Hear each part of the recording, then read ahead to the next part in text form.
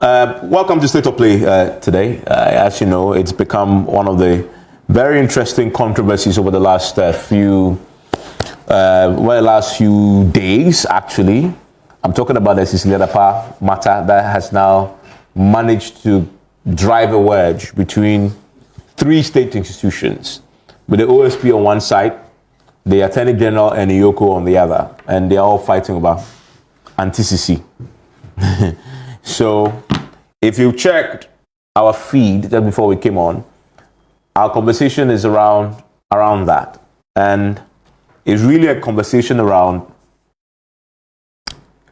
do we or do we not smell an elephant in what is happening? And for me, the thing that signal that we may have a problem here is listen to Andy Akubi on use the word cover up. Yeah. And I thought, okay, that's interesting. This is an MPP MP. He's an MPP MP. And a leading one at that. Yes. Ranking on the Subsidiary Legislation Committee. Yes. And he's a lawyer. He would understand what it takes to actually prosecute or put anybody up in this particular state. Now, I get you 100%. Yeah. Let's look at the trajectory of events. We were sitting down when Cecilia Dapaah went to report that some monies were missing from her home. Then it became news. Then the Office of Special Prosecutor took up the matter. They said they did 7 months of investigation. In fact, you see the battle in court, right? The first set of allegations that the Office of Special Prosecutor had raised against judges was premised on this Cecilia Dapaah matter. Then later on, the Office of Special Prosecutor even brought in the FBI in the United Kingdom. I hope you're getting the point. Yeah. Yes. Now, it makes sense that the right things are done. So some people, and it became a serious issue, people began to get worried about, we know politicians can have money and all of that, but this amount of money, interest was heightened by the conduct of the same Office of Special Prosecutor, by the amounts that we were hearing coming out, and the amounts that were supposed to be in accounts and all of that. Subsequently, the Office of Special Prosecutor now came out to tell everybody in the Republic that they are referring what they consider to be the main issue here, which is suspected money laundering, to EOCO for investigation because it's not within their remit. Yeah. It's not corruption or corruption-related offense. That's fine. EOCO now receives dockets. EOCO, after months, now comes back to everybody. Apparently, after receiving the docket and some time, EOCO say that they wrote to Special Prosecutor for further and better particulars, including that important collaboration with the FBI and the results thereof. Then, they also wrote to the AG. AG writes back to EOCO that there is no detail on a predicate offense. So effectively, you cannot proceed with this. EOCO now tells us that, we have already sent or we are sending the docket back to the Office of Special Prosecutor, back to the original place that they say they cannot deal with it because it is not within their remit. Now, I am one of those people who sometimes I don't like to see things and do speculation behind it, but this one, it doesn't make sense. On the face of it, there should be something fundamentally wrong with this. Yeah. Now, today, the monies we found in Cecilia Dapaah's home, do we know the source of that money? That, for me, is the simplest of the questions that will trigger any proper money laundering investigations. Yeah. And because did she pay taxes on those monies? Because you ask the question, and Raymond, your inability to show that you've actually paid taxes or tax evasion is a natural trigger for curiosity around possible money laundering, right? So when the OSP, the reason why I think the EOCO had boxed themselves into this quandary and is led Aunty Cece and co, stalwarts of the party, leaders in parliament, to say there's possible cover up, because any lawyer worth his salt will look at this and say it doesn't make sense, is this fetish they've made of, you did not give me the full details and investigation report, you didn't give it to me. But did they really need that? Because to investigate the matter. And without saying much, if you see the EOCO's annual report, they have done things, probed people and institutions. They have done a lot of work without having to actually insist that certain people give them documents. Of course. And I don't want to mention some of them. Yes. They have the powers. Yes. Dom Levo, I said it before. There were some times that even when the Auditor General is actually doing some work on that document, EOCO might be in control of those documents and say, hey, we are a superior body and we are working on it. Sometimes they even have to threaten that we are going to court to compel you to actually give us these documents. If the Economic and Organized Crime Office would like to work, one of the ways they can work is simply any of this. Let me just pretend that it's not EOCO I'm dealing with. Now, Article 286(4) of our Constitution says any property, and 286 is in the direction of conduct of public officers and the declaration of assets and liabilities. It says any property or assets acquired by a public officer after the initial declaration. Yeah. One presumes that Cecilia Dapaah declared her assets. Yeah. Presumption. Yeah. So after the initial declaration, one would also like to presume that based on what we were told consistently about how the money came about and all of that, that these monies were not monies that were in their home prior to becoming politician and that this government or being given the position.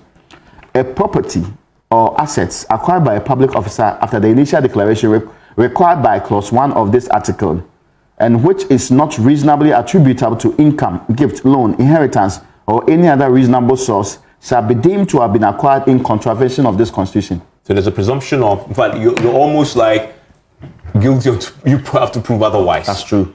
So, if for nothing at all, I want to believe that any of these institutions functioning within this space, and in any case, you see, the third part, even the advice part, there's no part of what I read in the advice from the AG that it says, hey, go back and tell them that they should look at this, or you look at this particular issue, or even if you are not even sure of any of these, get an understanding of where the money came from. Have we been told in detail where every single person we are talking about here came from?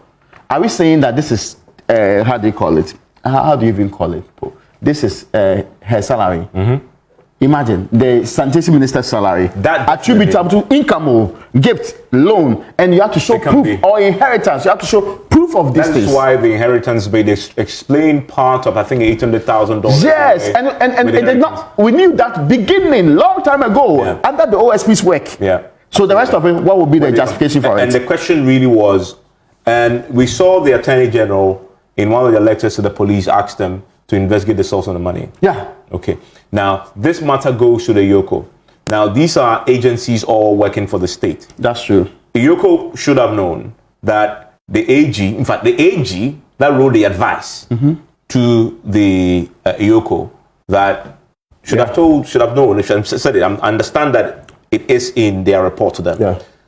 Instead of saying that there's no basis because OSP didn't give you the full details regarding the investigations and the predicate offense. Yeah. You should have said, collaborate with the police investigators. Because I've asked them. In fact, the Attorney General should have rather, before writing the advice, gone to the police and say, but I asked you to do this. What have you found? Share what you found so far with the EOCO to assist the EOCO with further investigations. That hasn't even been explored. The Attorney General who wrote the advice to ask the police to do that, then quickly circumvents that. I've heard an interview in which Mofedami, our very good friend, makes the point that we should be interested in whether the police have done the job or not. No, but do we control the police? Do we have any relationship with the police? Absolutely in fact, I can best write an RTI request. Honorable Police Commissioner, please, how far with this particular matter? Don't turn it down. Yeah. We will go through all the conversations. Yeah. But you can call the IGP and have a conversation with him, CID, that what is happening to this? What is that? In fact, we've seen that before. You remember the older issue in the first time of the MPP, when the Kumasi incident happened. What did the AG say? Yeah. Please investigate further and get me this and that results. So if they want to do it, I mean, and some people have said that, you see, it is rule of law. People in exercise of their discretion may decide to be lenient or to be strong depending on who is the recipient of the exercise of their discretion. So assuming this was towards, let's say, a minority MP, or this action was being taken in connection with a former minister, are you convinced, Evans Mensah, that this is how the Attorney General would have behaved? Oh, absolutely not. And that is why the question is, do we smell an elephant? I smell an elephant in here. it is obvious that because you have a former very senior politician, a senior cabinet member, stalwart on the party, the president actually, I think that for me you need to go all the way back to when this story first broke. And the president's letter in which he said that he is confident that Cecilia Dapaah will be vindicated at the end of the process. I think that is what you'd have to link that to this outcome. Yeah. You cannot detach that from this outcome, because this is a president who has all power. He has all power, minus control of OSP. He has power over EOCO. He has power over the Attorney General. He has power over the police. He has power everywhere. That's true. EOCO, OSP did their job and said, we didn't find corruption-related offense. Okay. And then their remit, that's their remit. So they closed the chapter on that. They didn't find that. I mean, maybe some evidence exculpatory evidence may come up later that may trigger it again. But as of now, so once it goes to the domain of EOCO and Attorney General, we all know it's coming back to the president. Yeah. There's no way the AG wrote that notice, that advice to EOCO without first sounding up the president. I don't see how that happens. Let's look at it this way. The Executive President of the Republic of Ghana, in a very final receipt of the resignation of the minister, said he was confident that her integrity will be established. What did that mean? Absolutely. That's the point I was making. Yeah. So effectively, even he predetermined the outcome of this. Yes, which was dangerous, because at the time some of us raised the matter and said, it puts people in a very tight corner. And we know how we are supposed to operate in this republic. You know how state institutions that dare to take on government officials suffered. Yeah. Let's not get it wrong. Domilevo appeared to be the darling boy of the state. We kept quoting Pop and said billion of the money he has saved us, until he took on Kroll and Associates connected to Yawa Safumafo. Until that time, he was smooth sailing. So we know how when people take on relevant members of government or state officials, they get reaction. But at least sometimes you respect all of us more. If you want to manage it properly, please do it. But this one, they did it like a charade. Oh, take it to them. Let them. I see they are in a public fight. I see they are pretending to be in some battle for authority, for who cannot do this. We know that in this state, if they truly want to get to the bottom of this matter, they will. Oh, come on. And they are competent. And they have done far more than this. Elsewhere, people have not even seen the money, but they are chasing the money. And you see, Raymond, this for me is the easiest one. Yeah. Because what is a smoking gun? The money found in that's why I say elsewhere, they did not see the money, but they are chasing the money. In fact, the expression follow the money is there. They are chasing bank accounts, they are chasing transactions. And remember that part of the evidence considered by the OSP is that the woman's own testimony says she got part of the money, I believe, was flown in from the US. It is the reason why the FBI's arm was triggered. Because there's a testimony that says the money came from the US. Okay, the money came from the US. Where in the US? Who sent it? For what purpose? Those are basic money laundering questions that you need to probe, right? I mean, in the least, has EOCO bothered to even invite Madam Tiwa? Because EOCO, you see, and this is how I see it. Forget about the demand for documentation from OSP. What OSP did amounted to a tip-off. For me, it's as simple as that. In fact, they say you should treat their words and their actions as a whistleblower's own. Exactly. Assuming I'm the one. It's a tip-off. And we know that, Evans, relevant state institution, they've worked with less resources, less information, and did very hard work to get to the bottom of the matter than this particular one. Of course. You get what I'm trying to say? So it's not magic. It's not surprising that OSP says do something, and again the OSP too, when they told them to do the thing, they issued a statement telling the rest of us that we have transferred it. So they were basically saying that it's left our hands, so know where it's ending up, so that you don't blame us for it again. Because Cecilia Dapaah becomes such a big matter that everybody involved was afraid of the repercussions of not doing anything or doing something. If I see how they are behaving, it's almost like we have to show proof that we did something. but also show proof that we didn't do anything that affected the woman. So in all of these instances, all of them are writing and leaking documents and making it look like, oh, this conversation should be done in the public, but rather as state agencies on their own. I think the executive president should call them to one table and say, the more you continue in this direction, it affects all of us. Did you see the executive president? Yes, I think that. Deliberately, or this is tongue in cheek? No. I'm saying that in goodwill, the executive president should call them. The same man who believes this the outcome of the investigation. Because it will affect his reputation on the matter. I was coming to make the point that the only winner here is Cecilia Dapaah. That's true. The only winner. She gets away unscathed at all levels.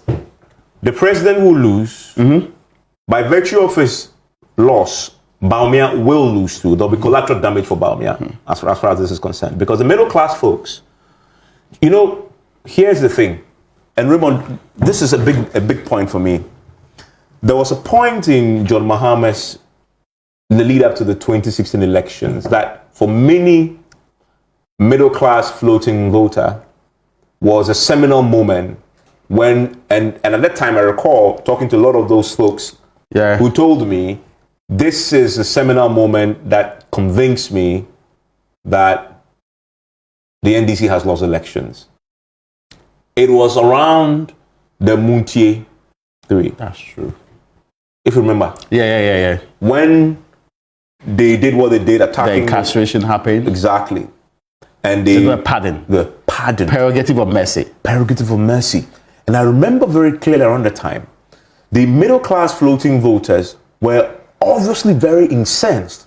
And in the lead up to the pardon, there was a rumor was rife that the grassroots of the NDC were just baiting for blood, and they wanted the John Mahama to act and do something, and John Mahama was struggling to deal with that particular, and he needed the base in elections, and so what did he do?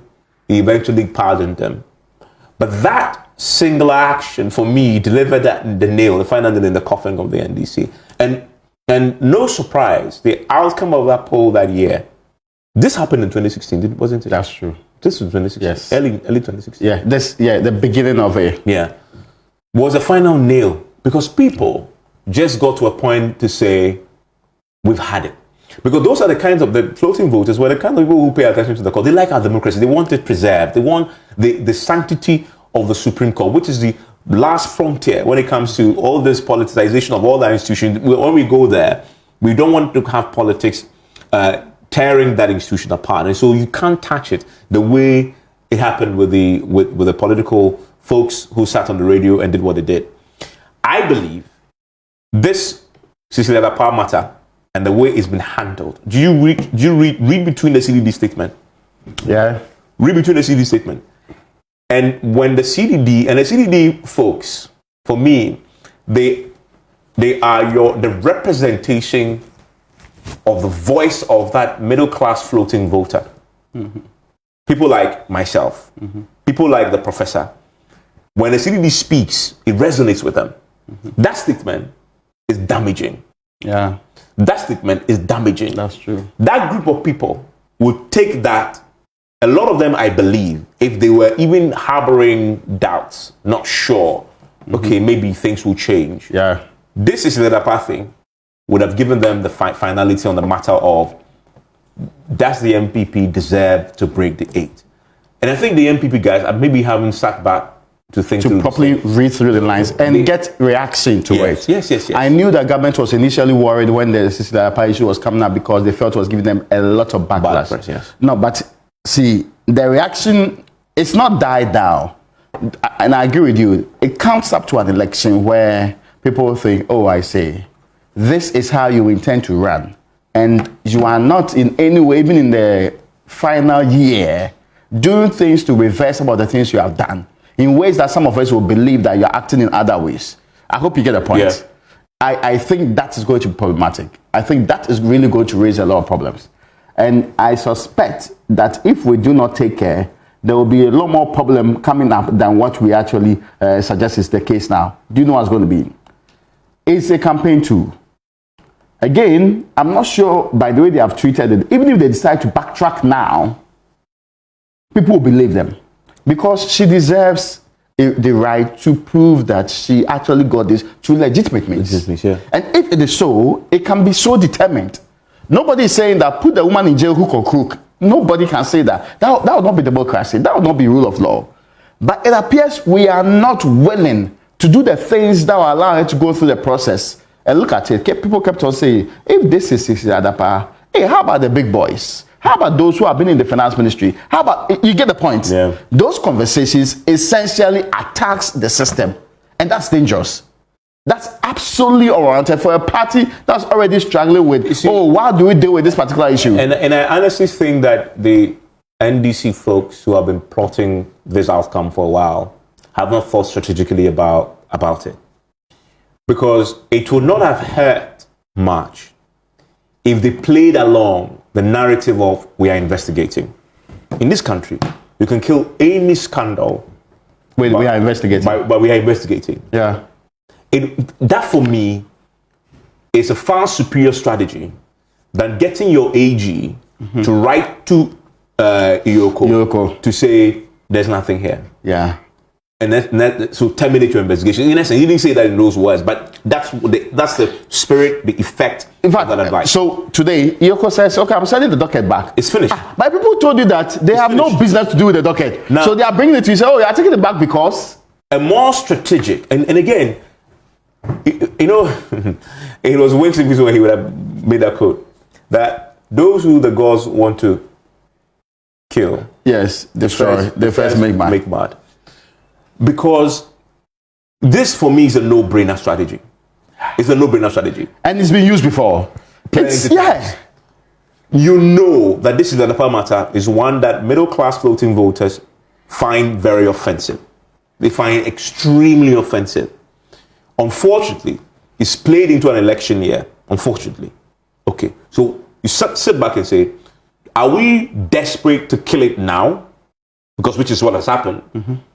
To the point where your own stalwart in Parliament on the Subsidiary Committee says it's a cover-up, right? Cover-up between who? Of course, the AG and the EOCO and maybe OSP. Are we so desperate that we want to do that now for people now to suspect a cover-up and the potential political fallout of this, electoral fallout of this? Or should we just thank the OSP very much for not concluding his corruption bit and saying in essence that I didn't find corruption, right? Now, use that OSP's outcome. And remember that corruption has always been, that word, corruption, has always been one of the biggest killers of regimes in this country. You run your campaign based on the OSP's conclusions that they did not find corruption or corruption-related offense in your investigation. Run that campaign, do flyers and go and say, blah, blah, blah. Meanwhile, you point to the fact that, listen, we are actually still pursuing the matter. Yeah. EOCO is still doing money laundering. That's true. And the president is committed to that leg. And look, the OSP is independent. We didn't have any say there. But it's now come to government-controlled agencies. And we want to make sure. And you let the thing drag on till after the elections. Let the thing drag until after the elections. Right? Every now and then, if you really want to play the game strategically, in October, let Tiwa come and update us and say, oh, we did this. We are still engaging. We are taking statements and all of that. And put it in there. And then wait till after the elections. You may lose elections. You may win elections. You may have a runoff. But it is not a factor, an issue in people's minds when they get into the poll, when they get into the booth. It's not. Now, what they've guaranteed, I bet you, that there are people in this country who, on the back of this Cecilia Dapaah matter, have told themselves they've had it. That's true. I bet you there are people going to the booth on December 7, and the only reason they're going to vote is because of how this government has handled Cecilia Dapaah. That is one thing you could have taken completely off the table. At least it's not concluded. And so far as it's not concluded, you still cannot be making declarative statements on it. But you see, the part about it that is so obvious, I don't know how anybody sitting in the room strategizing around this didn't see, is the big advantage they got from the OSP's handover. That advantage was huge. They've eroded completely that advantage. Yes. Now, Completely. even now, if you now say you're going back to the matter, It's worse. what have you found differently? That OSP advantage that was handed them on a silver platter. Yeah, Corruption. In fact, the guy in the village doesn't understand money laundering. that's true. But he understands corruption. Corruption, yeah. And Kata Cece. yes, Kata. Man laundering, refer to you say. Well, oh. I'm just perceiving how you struggle. You put into perspective. You struggle to find the Okay, phrase, yeah, the money's gone round. Yeah, for the money laundering. that's true. Unless you call it corruption. Exactly. Yes. Exactly. Unless you call it corruption. Exactly. Yeah. Exactly. But Kata said you'll be at here. It's true, right? So you take your Kata thing that has been closed by OSP. You remember this guy used to have and run with difficulties. it. Matt Tamidu used to have difficulties with. I'm investigating. Why clearing them? I need them to stay on my table. I want to be the one dealing with it. Because to Matt Tamidu, he stood a better chance of getting to the bottom of the matter than any of the other state agencies like the EOCO, like the police, like the CID and all of that. But in this a very special case, you got the team that's supposed to be trusted by many to deal with it, handing over to you. It's not as if you even asked for it. They brought it to you. So if there's any flag, it will go straight to that OSP. And yet, you treated it like, oh yes, let's quickly clean her. Let's quickly let the people know that there's absolutely nothing we can do about it. This is the state of the Republic of Ghana. And that's dangerous because if you make it that way, others now start asking the questions you're asking. How about a review by the GRA? Have they certified that all of the amount of monies are what they call it, income from investment, income from employment, income from business? Have they certified that it falls within that category? Have they also cleared all the amounts? Has she paid the requisite taxes related to the ones that she's supposed to pay for all of them? And even those, and you see, it doesn't get better. It doesn't get better when the defense is being done largely by Sam Okujeto, whose office is also defending us one way or the other. It's something that I'm not sure people sat down to think through properly, but the lines connect in ways that does not make government look good at all. There is no way, and as you're saying, even if tomorrow you wake up and say, the police has found something, so we are going back to it. The skepticism, when people will look at you and say that, oh, okay, now you get the point that many people are trying to raise. As for management, I agree with you. It was poorly managed. I am not so sure whether greater thinking went into it. No. Even if you wanted to do, proper People were blinded cover up by the desperation to get rid of the matter. to use And the appeal could be word cancel. to cover up. Yeah.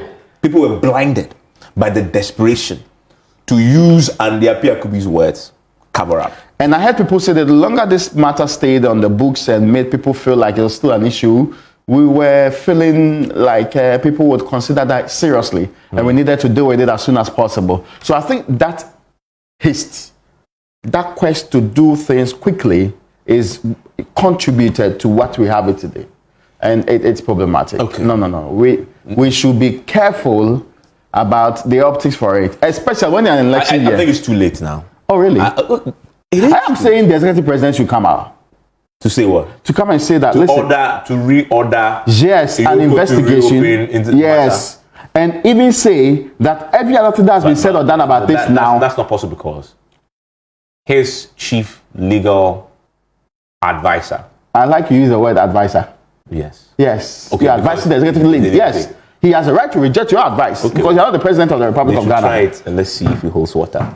But listen, enjoy the rest of your evening.